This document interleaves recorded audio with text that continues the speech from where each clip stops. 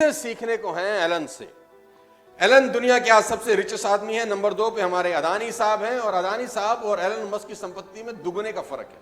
ओहो, पहले में और दूसरे नंबर में हाफ का फर्क है, यानी अदानी साहब की संपत्ति की दुगनी संपत्ति के मालिक हैं एलन मस्क। राइट, तो एलन मस्क से सीखने के लिए क्या कुछ है।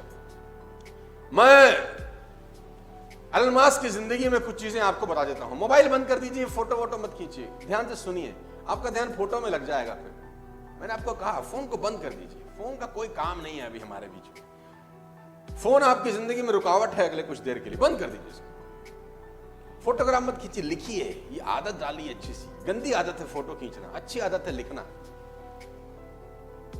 तो एलन मस्क से किसी ने पूछा कि आपकी सफलता का राज क्या है।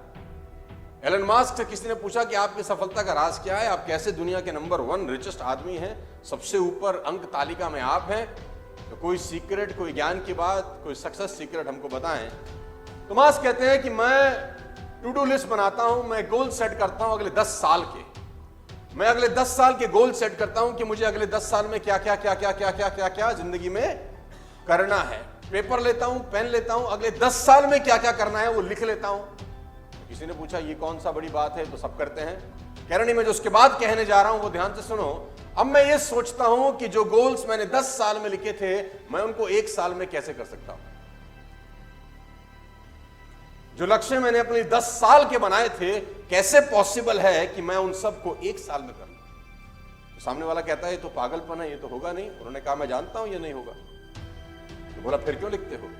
बोला फिर इसलिए लिखता हूं कि जो आदमी 10 साल में वो गोल करने जा रहा है और मैं 1 साल में करने जा रहा हूं, मैं यकीनन दूसरे आदमी से बहुत अच्छा कर जाऊंगा।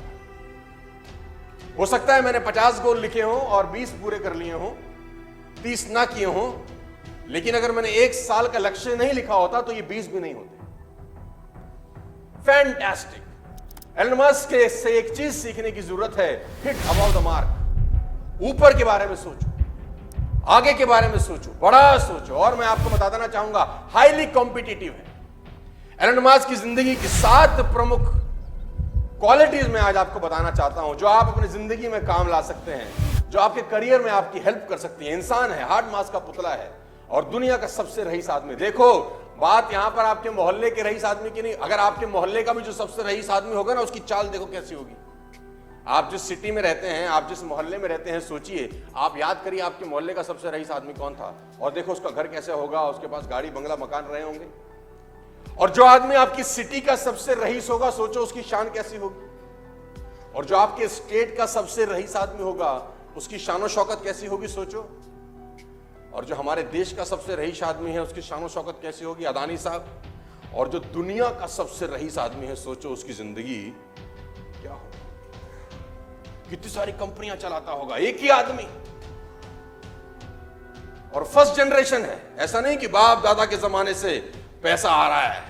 First generation,